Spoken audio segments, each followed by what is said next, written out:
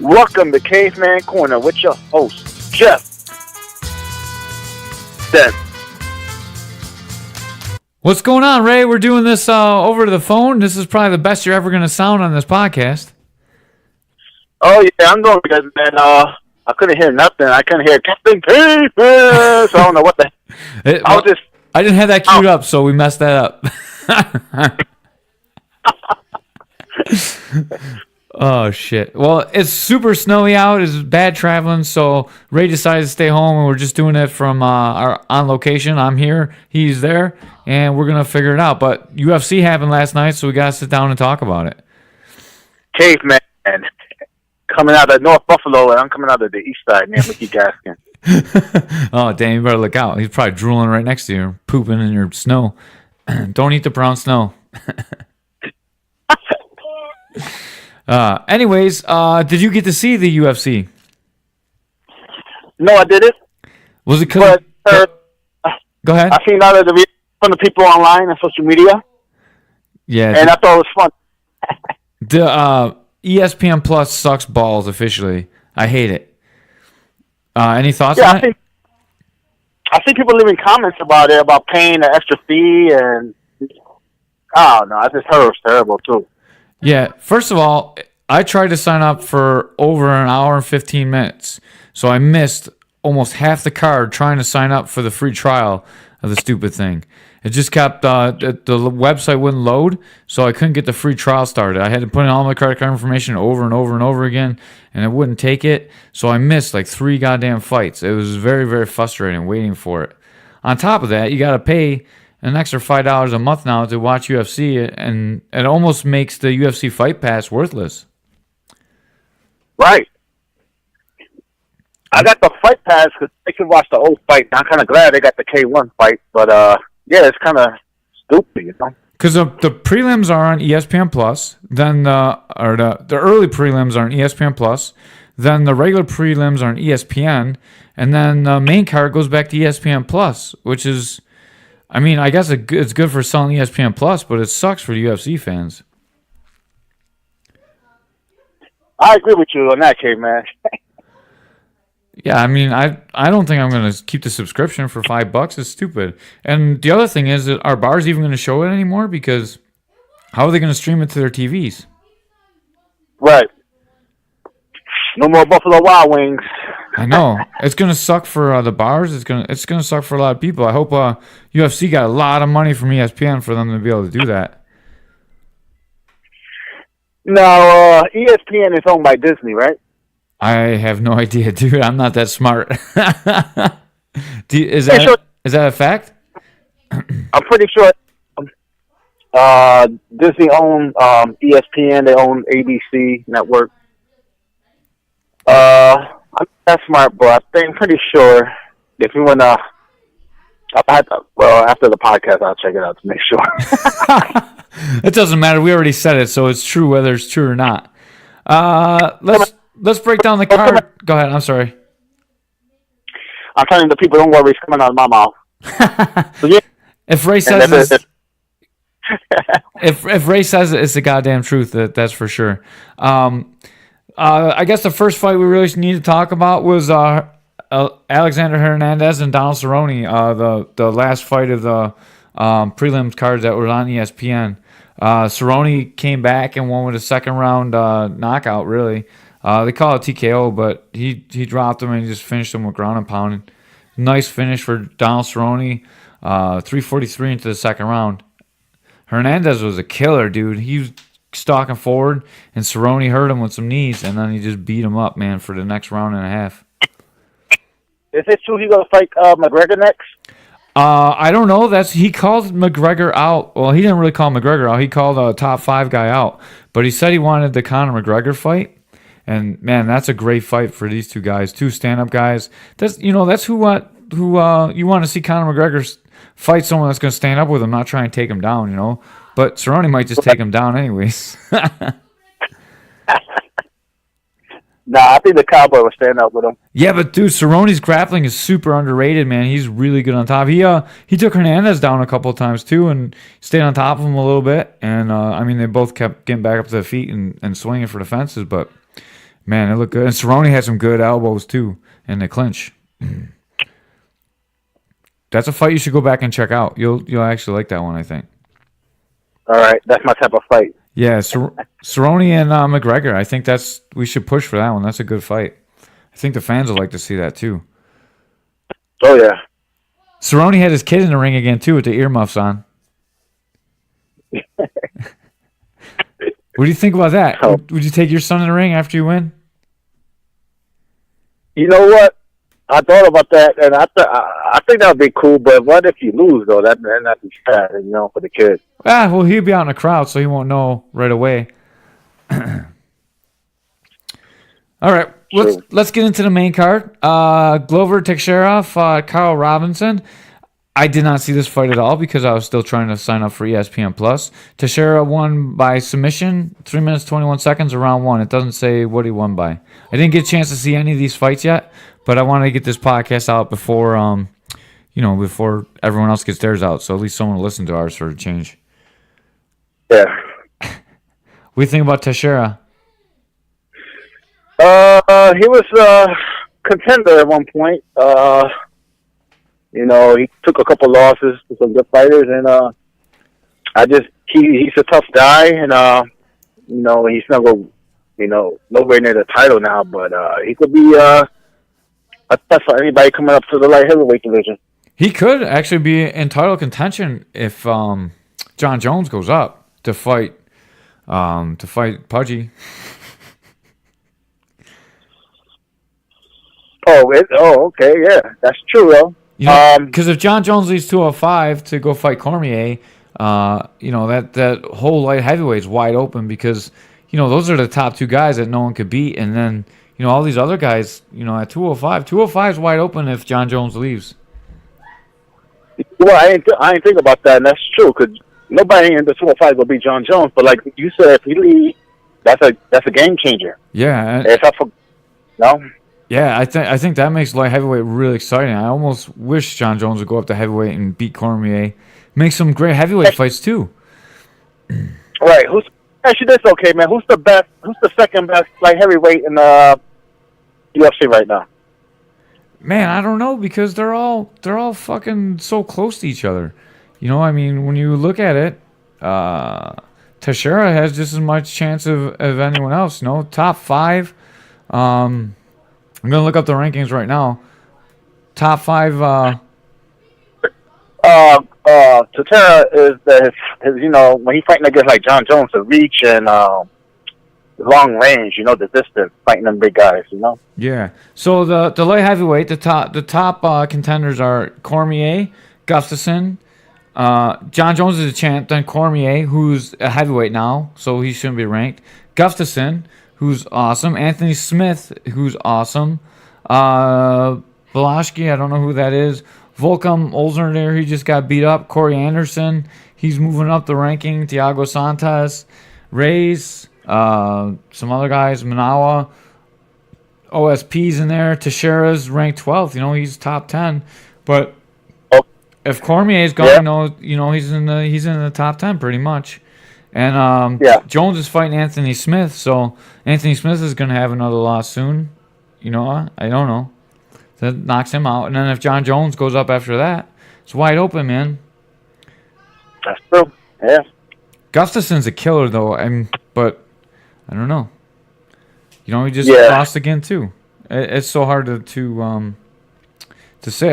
It'd be wide open, I think, because then it becomes a matchup. There's no dominant guy after John Jones, I don't think. I don't think so either. So then the next fight was Paige Van Zandt versus Rachel Ostovich. I'm not sure saying that name right. Go ahead. I just call it the Karate Hottie. Rachel? Karate Hottie's Michelle Watterson. She's the Asian. No. Oh, wait.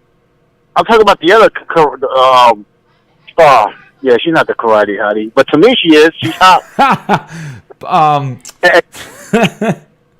Karate. Go ahead. And she trained karate, so she hot too. Yeah, I guess she's 4-5 now though. Paige Van Zandt returned MMA, second round submission. Brandon Schaub said both these girls are hotter than the ring girls. What do you think? Let me tell you something. Did she break the girl's arm? They said. I heard they said something popped and she screamed. I don't know because I didn't see it yet, and I didn't really go back and watch it yet. I tried to watch some highlight. I don't know. I saw a couple pictures. It didn't look too bad, like where it was broken, but it's hard to tell from a picture. I'll go back and I'll watch all these, later tonight, probably, maybe tomorrow, sometime. Yeah, because I was, when I was on Facebook, the keyboard warriors was leaving comments and they were saying something about the bone breaking. Man, I like to see those girls are so tough, man. They never tap out. Next up was Joseph Benavidez versus Dustin Ortiz. I also was still trying to sign up for ESPN Plus at this time, so this was a decision. But Benavidez come back. He won the decision in 3 rounds. I saw the interview after the fight. He looked pretty fresh, man. He didn't look too beat up or too tired or anything. So I don't know. This was probably a battle. I can't wait to go back and watch it. They don't have a replay. When I go to ESPN Plus, they also don't have replays of the fight, so I'm not sure how I'm going to actually check these out. But hopefully people post them on the internet and Facebook, or someone can shoot me a link to this, and I can check them out. Yeah. Next up, Gregor Gillespie, who is also a friend of Stopa and some of the other people that we had on this podcast, Dylan Friedman. Oswald, as my wife would call him. He fought Yancy Medeiros, and he won at 4:59 of round 2 with a TKO. This was pretty much a wrestling clinic. My ESPN Plus started right during the Benavidez interview, but then it froze up, and it started about a minute into the Gregor Gillespie fight, and this one was hopping around a little bit. I mean, not the fight itself, but the internet connection, so it was a little unstable. So it kept stopping and restarting and stopping and restarting. But it looked like Gillespie just handled him, wrestling clinic all day. Repeatedly takedowns, controlled him, controlled the back, whole first round. Second round he came out, he controlled him again. He was on his back, hooks in, he was punching him out. The 10-second clapper went, and he went to town, and they stopped it with 1 second left in the round. Man, it was really, really close. No comment, huh? Yeah, that's crazy. Second. Next fight, Greg. What's that? What's that? So the next fight up was Greg Hardy and Alan Croder. This was a DQ. Greg Hardy is the guy from the NFL. He was undefeated coming in, and he got disqualified for an illegal knee at 2 minutes and 28 seconds of the second round. I saw this fight full on. Did you see anything on Facebook about this one yet? Yeah, there's like, how you going to make your debut and then get disqualified? Dude, it was not even close. The guy was on one knee, hand on the mat. Greg Hardy just kneed him right in the face. It was just dirty, man. Like, I don't know. Like, I don't know that I think he was just in street fight mode. Like, he didn't. Yeah. Wasn't really like. You know how those guys get, man. They're just in there banging out. Does not have much of a record. 3 fights in, big show. Croder was really putting it to him. He was like sticking his tongue out at him, talking shit. And then Greg Hardy got him down on the mat, and he hit him with an illegal knee. This was a super close fight, man. I don't know. I don't know which way it was going at the time that it was stopped. Yeah, you gotta be smarter than that. I mean, he probably got mad because he was sticking his tongue out on him and taunting him, and you still gotta stay cool. You can't, you can't go crazy like that. Yeah, Greg Hardy's got that. He's coming over from the NFL, super athlete, and it really showed, dude. He was so big in this fight. I don't know, like he looked gigantic. Right, Caveman? What's that? He's been knocking out some people. Yeah, he's 3-0. He got 3 stoppages. He's never been out of the first round until this fight. And, now he's back in. And, I don't know. I lost my train of thought. I forgot what I was even saying, to be honest with you. This guy coming from an NFL background, he You know they dirty. Yeah, he's very dirty, and you know he's got the history of domestic abuse, and you know it's So tough. by him breaking the rules like that, it's not surprising. Then. Yeah, I don't think it's that surprising. Everyone says that it wasn't really that dirty, but I think it's pretty dirty, man. I think you got to know the rules if you're in there fighting, and I don't know. I don't know if we see him back. It's tough. I think they're going to take him back in there, but I mean, it's tough because he's got domestic abuse, and dude, he looks crazy when he's in there fighting too, So, I don't know. I think he's going to be a fan favorite, though. I think he'll be back, but I don't know if I'd have him back. It's tough to lose like that. It's just, man, it's really tough. It makes the sport look bad, too, I think. Yeah, I agree. Not that I would ever throw an illegal knee, but, I understand where he's coming from. It's the heat of the moment, but still. It's tough on the big stage, co-main event, first UFC fight really near the co-main event. It's crazy. Actually, go ahead. You think Dana White was pissed about that? I probably not. He looked a little bit pissed, but to be honest with you, it's probably generating a lot of interest in the UFC and UFC on Fox Sports 1, or not Fox Sports 1, on ESPN. I mean ESPN Plus, and I don't know. I think Dana White probably likes it. Anything that generates media interest or hits on the internet has got to be a good thing for Dana White. Yeah. Then the last one, Henry Cejudo against TJ Dillashaw. Knockout. 32 seconds, dude. 32 seconds. Did you see the highlights of this? I did. What did you think? Because the highlights are probably the whole fight, to be honest with you. Yeah. Gotti was complaining about the fight being stopped too early. What did you? I mean, I seen the game knocked down. He kept knocked down. They kept on him. So I mean, the referee would try to protect you. I thought it was a little bit early, to be honest with you. Just my point of view, I thought the stoppage was a little bit early. I think in a main event for a title, you gotta let the guys get stopped. He gets dropped a lot. He always comes back and recovers. Everyone in the broadcast booth was covering up for the referee. And, if I was a referee, I might have made the same call. I'm not going to say that the referee was wrong. I would just, as a fan and a fighter myself, I would like more of an opportunity for him to recover. Gotcha. Because he did recover. It's not like it was days or nothing like that, right? Yeah, he was up right away, and it looked like he was fine. I don't know. Maybe he wasn't. The commentators are like in slow motion. Oh, it looks like he was a little rocked here. I think he was okay. I don't know. But all that aside, I think Henry Cejudo just showed that he's the man, dude. He is the goddamn man. He's got some stand-up now. He beat he beat Demetrius Johnson. He was really impressive coming back to beat Demetrius Johnson. Now he beat TJ Dillashaw, man. He might be the greatest fighter of all time. Listen, Chad Sonnen was kind of mad at him. Why is that? Because he said Henry was there to save the division, and then after the fight, he won the fight. He's talking about fighting another weight division. Yeah, he's talking about fighting TJ Dillashaw again at 135 because of all the stuff, but he wants to get his title.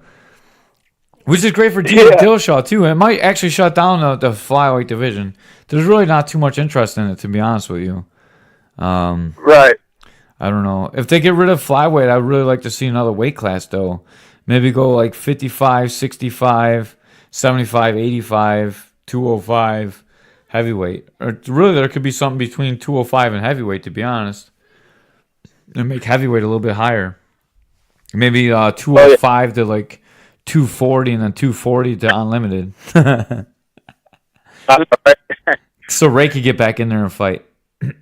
Yeah. All right. I get. And that guy's like 6'6", 260. Yeah. You're like 5'1", 612, right? I'll be like a short Chador midget.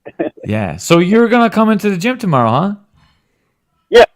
All right, after you come in, dude, let's shoot some videos tomorrow. We'll shoot some videos for Caveman's Corner so our fans can check us out. We'll do a funny one and we'll do some serious ones.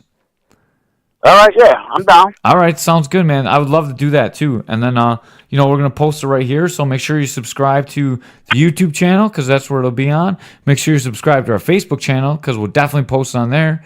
And of course, if you're listening on Podbean or any audio only, subscribe there too. So all these subscriptions help us, and maybe we'll start a Patreon account or something so we can get some money coming in or something. Yeah. I got some stats for you. I looked it up while I was just bullshitting on and talking out my ass. ESPN Plus service signs up 568,000 subscribers on Friday and Saturday. I bet they would probably could have signed up 1 million if their fucking website worked. And probably more than half of those are going to cancel right away because it's 7 days free. I'm going to cancel as soon as I get off here while I'm thinking about it. But I mean, if you think about it, probably a third to a half of them won't cancel. Or they'll forget to cancel, so they'll get, that's a lot of money they just gave away because their stupid servers weren't working well. ESPN logs 1.4 rating, largest for a UFC prelim fight card on cable since 2013. And that's the only stats I have. That's crazy. 2013. Yeah. 1.4. I thought UFC was doing better than that, to be honest with you. Oh, and guess what? ESPN Plus, a premium multi-sport direct-to-consumer video service from the Walt Disney Company's direct-to-consumer internet. So it is Walt Disney's. Oh, yeah. Oh, I'm smart. Yeah, you're really smart, man. You know your shit. I should have believed you. I thought you're totally wrong. Feels like that dirty Mexican is wrong. Yeah, the dirty Mexican's totally, totally wrong every time. Did you see Netflix is charging more now, too? Their prices went up. Yep. Damn it. Yep. Amazon Prime went up. Did it? I didn't know that. That sucks. I guess Amazon Prime went, but they're doing something good for the poor people. They're getting free Prime if you're poor. I guess go by your income or if you're on welfare or whatever. Oh yeah. They get 2 days shipping free. Damn, that's pretty cool. I guess. I wish I got it free though. Oh shit, man. Well, I started watching The Punisher, dude. The Punisher is good as fuck. Season 2. Oh, it's out now? Yeah, it just came out Friday, man. I'm like 7 episodes in. I kind of snowed in, so we've been watching Punisher most of the day. Oh yeah, I love The Punisher. I gotta check that. I didn't know that. I gotta check it out tonight. Matter of fact. Yeah, dude, it's really good. Matter of fact, when I get off the phone with you, I'm gonna check it out. You know what else is really good, dude? Black Mirror. Black Mirror. Check that out too. It's on Netflix as well. What's that about? You ever see The Outer Limits, dude? And it's like it's like a bunch of different shows about the future. There's one about dating. There's one like making fun of Star Trek. There's one about robots taking over the future and killing everybody. There's all kinds of good shit. Yeah, dude. It's I started with season 4 and went all the way backwards. You can go backwards too. Like it doesn't matter if you watch them in order or not. And actually, if you start season 4, they're kind of better. The back half of the programming, like seasons 3 and 4, are better than 1 and 2. Oh, okay. Season 3 and 4 are made for Netflix, so there's some more boobies and stuff too. Oh, yeah. Oh shit. Boobies. Got some amateur fights coming up soon too. February 2nd is FCP down in Rochester. We got a bunch of guys on that card. Gdot's fighting. Who else is fighting? Gdot, Derrick Patterson. Jesus Christ. Sam's trying to get a fight. Dub's girlfriend. And then, oh wow. Yeah, and there's a couple other people fighting. I'm trying to think of. Pat with the Afro's fighting. I don't know his last name. I just call him Pat with the Afro. Someone else is fighting too. I can't think of who. Right? No, that one's at Main Street Armory. That's February 2nd. And then the 26th, I believe, is the Seneca Niagara fights. Herbert's fighting. Superfly's going to be fighting. Pat Mix is fighting. You know, that's professional MMA at the highest level you're going to be able to see anywhere close to Buffalo, New York. So make sure you check that out, too. You forgot about Keith. Oh, Keith France. Yeah, Keith France fighting. Dude, I can't believe I forgot my brother. Yeah, he's fighting. It seems so weird because I haven't trained with him at all. Normally we train, like when he's got a fight, dude, we're normally training a lot. But I haven't seen him this time. So better get in there and get some training time in with him. But he's got some stuff going on too. He's been pretty busy. I don't know if you heard or not, but he's having another baby. They announced on Facebook the other day. Yeah, I've seen that. Yep. Yeah, that's very cool. So I haven't really. She's got a lot of shit going on, and I haven't really talked to him much. But we'll have to get in some training soon. Getting to be the end of January, so time to get some time in. Anything else you got going on, man?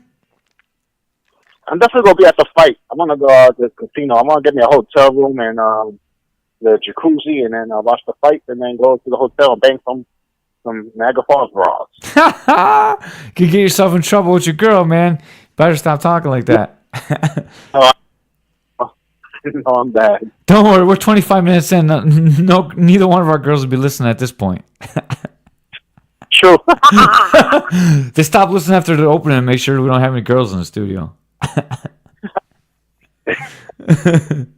Oh shit, man.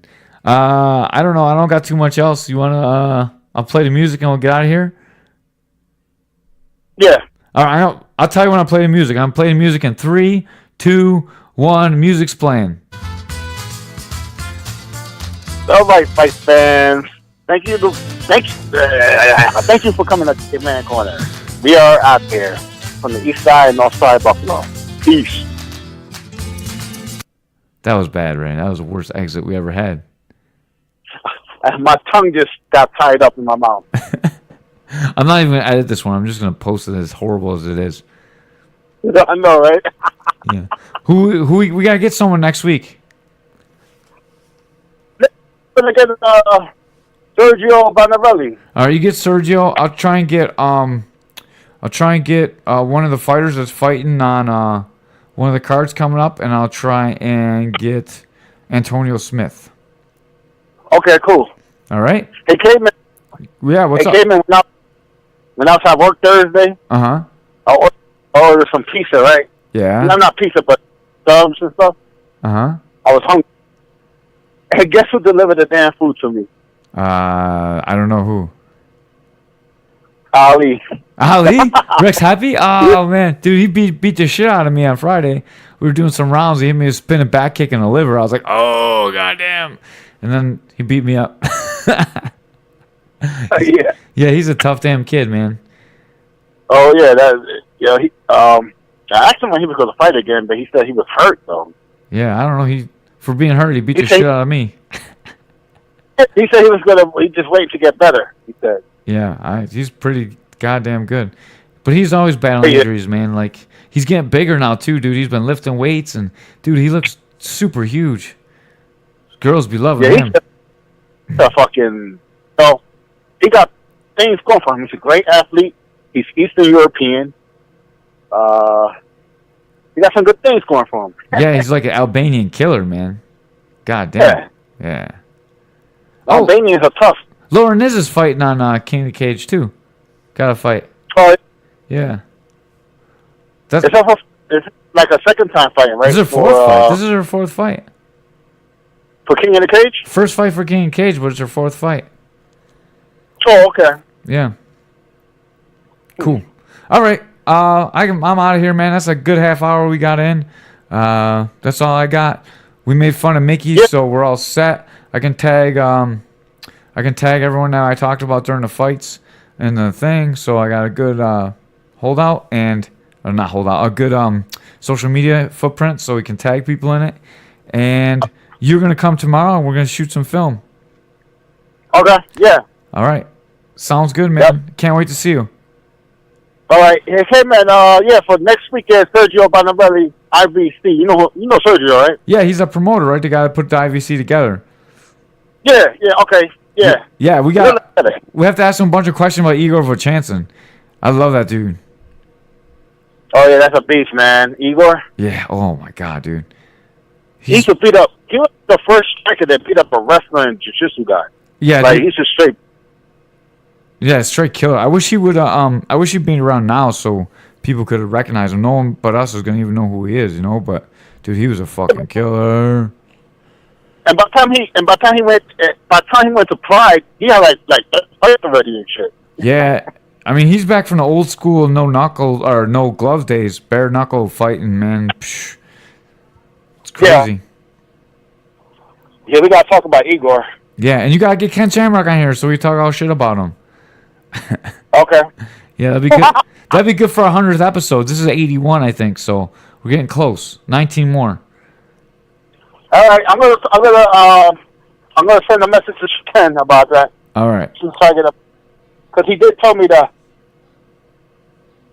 email his whatever to set up a date for a podcast. Because he said he would. He said he would do it. I just got to set up a date for people. Hell yeah, man! Let's make it happen. I would love to have Ken on. He can make fun of my hair again. I was supposed to have on what's that guy's name? He's not a fighter no more. I think he's just a referee now. Or Frank Trinkle-Toes Twig or whatever his name is. Frank Trigg? That'd be amazing if you got him on. Yeah, I was supposed to get him on, and his wife sent me a message saying to set up a date, but I never got to do it. But I'm going to do it though. Ray, you suck at setting up these dates, man. Let's get it going. I know. I've been slacking big time. I know. It's a new year. I'm gonna setting it up now. Oh, dude, you fucking beat me, man. I hate when you beat the stupid number. Oh yeah, and plus I'm getting the Resident Evil 2 remaster. Ah, Jesus Christ. All right, man, let's cut this one short. No one cares about what we're talking about now. This is the longest and worst Easter egg we had of all time, but this is not our worst podcast. We actually talked about some good shit, but we're done. Oh, you? Yeah, I'm still recording, man. Oh. Damn, I ain't know about that. All right, I'm stopping recording right now, and we're out of here.